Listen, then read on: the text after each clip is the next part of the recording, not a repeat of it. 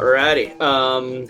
We did a little stuff earlier today about rigging some lures and stuff like that, and there was probably a bit of a oddity that you guys noticed, and I had mentioned a couple times during the rigging, and that was this strange-looking hook that we call a stay stuck. This is made by Sam Peters from Release Marine.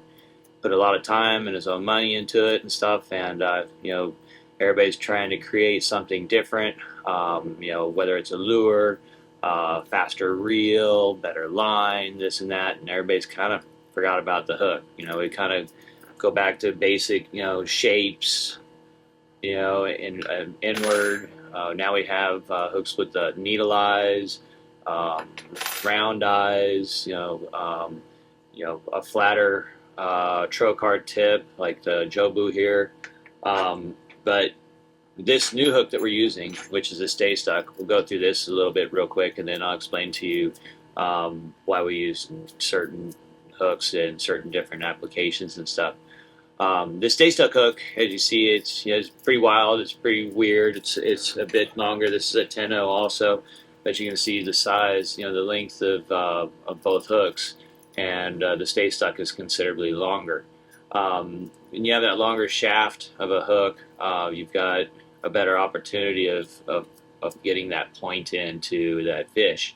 But at the same time, too, the longer that shaft is, the fulcrum pretty much lies into the fish's favor. Pretty much hooks, if they made, if someone made the best hook in the world, we'd only have one hook to choose from. But we have so many different options, from circle hooks to this and that, to choose from. It's just basically your own preference and stuff.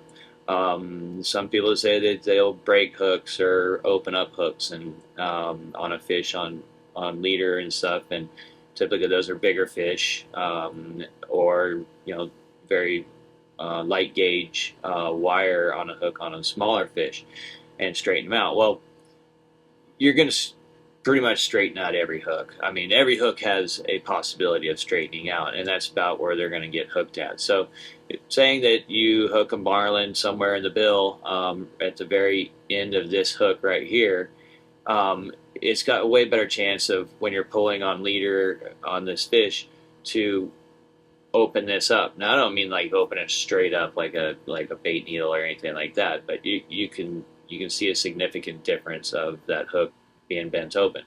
I could put this in a vise at the very tip of it and grab a hold of this end and straighten it out. We can probably straighten most hooks out like that.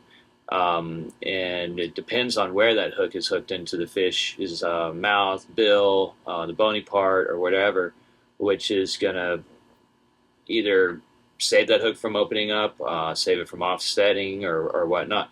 Pretty much any fish that's hooked in the corner and it's buried, all the way to the throat, is going to be a little bit harder for it to straighten out. And the longer the shank on that hook, you've also got the possibility of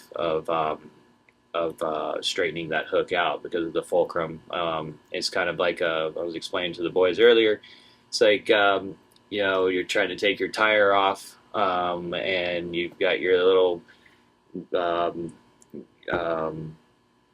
how do you call that thing? The tire jack or crowbar or whatever it is. But anyway, sometimes it's really hard to get that bolt to crack, and because you got a shorter handle on it, and we go ahead and put a cheater bar on it, which makes the length this much longer. Well, now it's way easier to bend that thing and break that bolt. Well, that's the same situation that's going on when you got a longer shaft on here. It's going to be easier for this thing to open up. So Sam came up with the concept with a stay stuck hook, did a bunch of different research and all that stuff, and tried a bunch of different deals, and went through, sure, quite a bit of pain and misery of, little failure here and some success here and this and that. But he came up with a hook that I think is got a pretty good concept, and he's thinking way outside the box. So anyway, as we said earlier, it does have a longer shank on it, which helps drive the fish in. But then we also said, too, again, the longer the shank, the more chance of probably opening that hook up, because it's got a longer fulcrum, the arm on here. These hooks right here, take about 21 pounds of pressure of drag to deploy. And what I mean by deploy is I'm going to show you here in just a moment. When we hook these fish, there is two mechanisms in here that hold these two pieces together. So this is our bend and our hook right here, and then this is the other shaft that makes it longer. So once we hook that fish, the fish comes in, woof, eats that. We've got our drag out. Typically, we run our drags about, depends on what the bite's doing, but anywhere from 28 to 35 pounds of drag. Again, it takes about 21 pounds to deploy this. So once that fish gets hooked and it's running and all that stuff, and that drag is on there, basically these hooks, these clips right here, fall off of the stay stuck hook. And now, and you see it, now it's looking like an earring or something. Yeah, it looks pretty wild.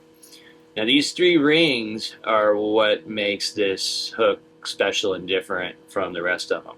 And now as you see that once that it has been deployed, we're basically dealing with a way shorter shank. So it's going to be a lot harder to open up. And now you're going to be pulling on a different direction of this hook opposed to the end of just one solid piece of metal.